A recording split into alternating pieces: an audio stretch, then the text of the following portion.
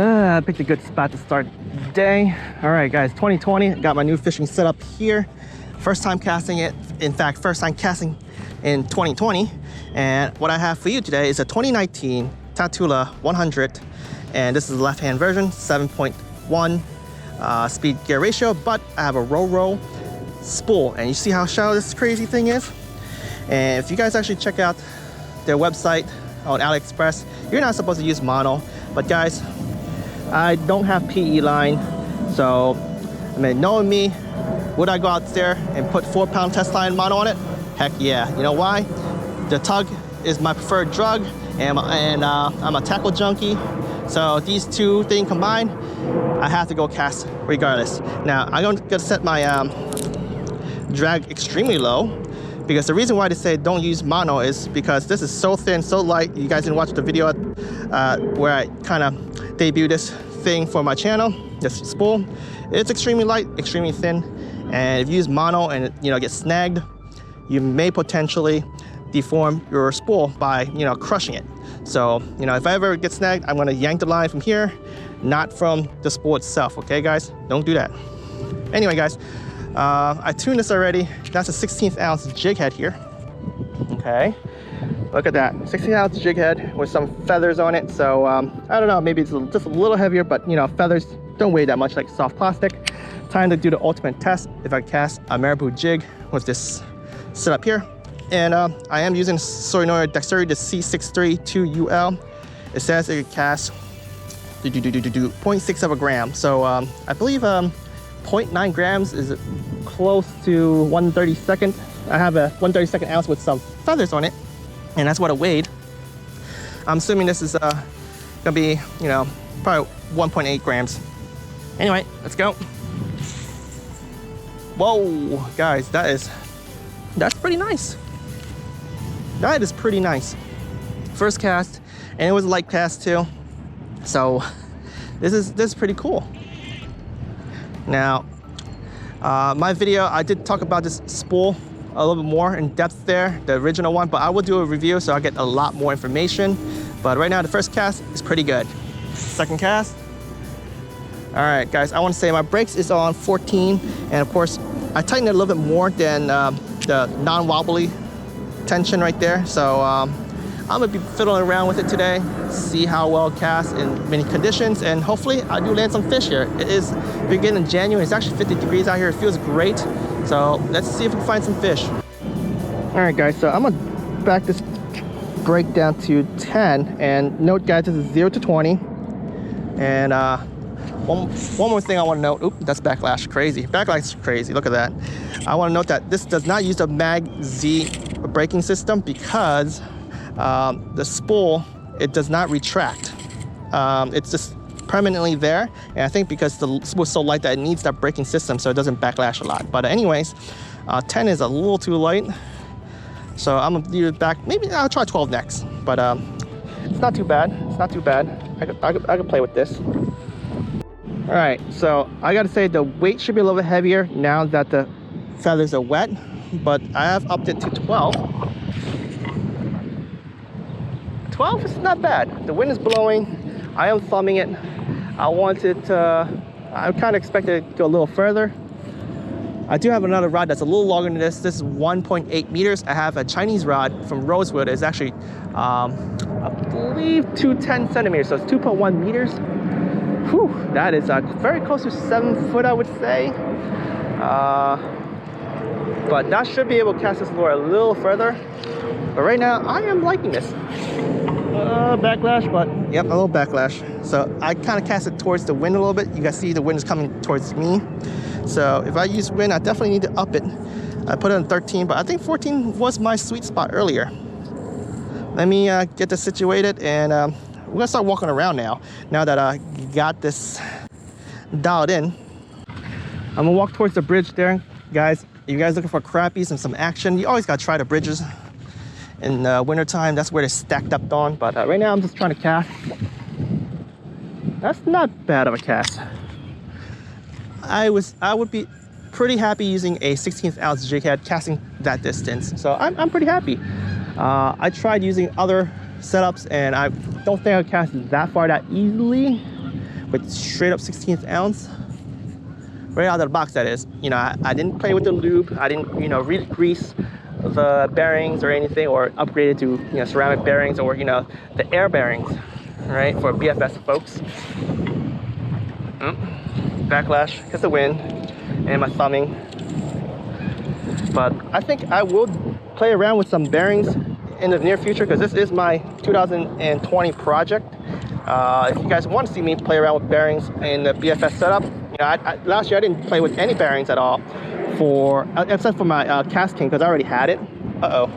Issue. It looks like this line's so thin that I've gotten through the side plate, so I gotta go fix it. And if you guys watched my video before, that's a problem with this spool, is that coming out of the side plate, right, it's actually stuck. But yeah, if you guys want me to play with bearings, leave me a comment below, let me know. This is going to be interesting for me, so let me fix this and I'll get right back to you. But before I do that, I do want to, can I even get this thing out? There we go. See how it gets stuck right there? And this spool is actually stuck right here. You gotta yank it out. One thing I don't like about this spool already, but that's life, guys. All right, I'm gonna put this down and actually play with it slowly. Don't want to damage my spool plate. Again, I think this might be a defect, but I don't know. If you guys have this spool, you have experience with spool, let me know if this is an issue for you.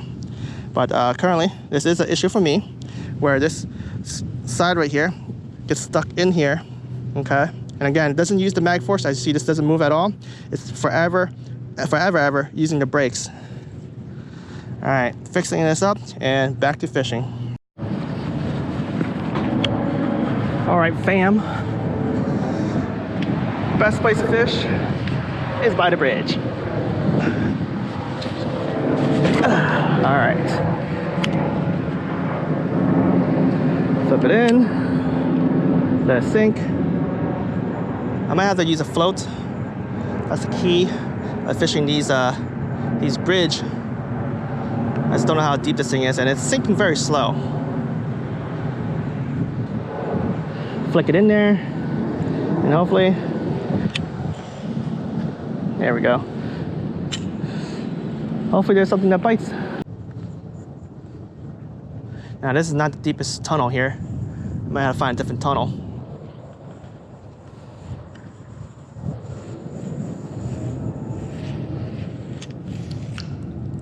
No!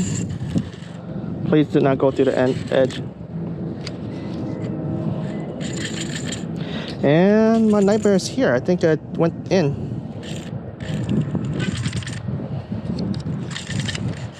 Please say no. Oh my gosh. So guys, each time it backlashes, it goes in here. I am pretty upset so far. I gotta keep doing this every single time backlash. No me gusta.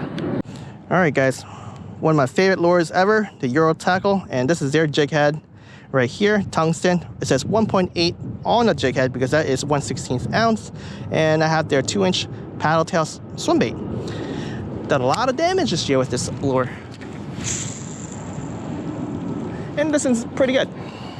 I would say it's pretty darn good.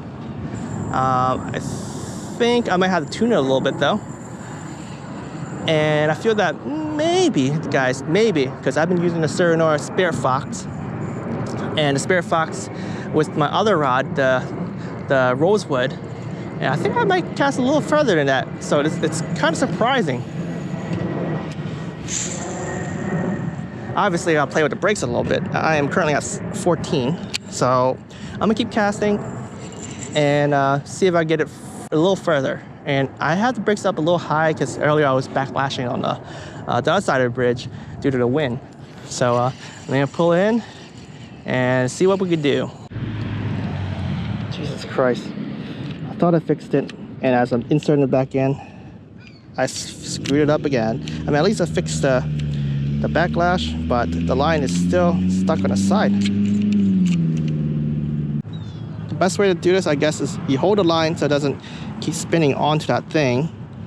And there we go. All right, got it. See the hassle, guys?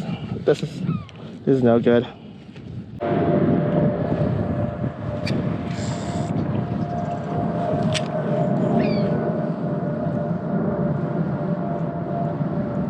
think I'm already touching bottom. So this side's not deep as I thought it is. So I might have to try another bridge, but you know, I did have the opportunity to cast test, so I'm pretty happy. But oh, that was a hit. Okay, there's fish in there, so I might put a float on and see how it goes. Let's keep trying. Definitely one of the first fish of the year coming from here. Got him. Got him. What? Guys, I should live line this for a huge bass, but I'm not gonna do that, guys. That's not what I do. I don't usually live line any baits unless it's to keep, right? So sorry, dude, although you're my first fish of the year. Oh no, my hand stinks now. I don't even know where to wipe it at. Don't want to wipe it on pants. I wipe it on my shoe.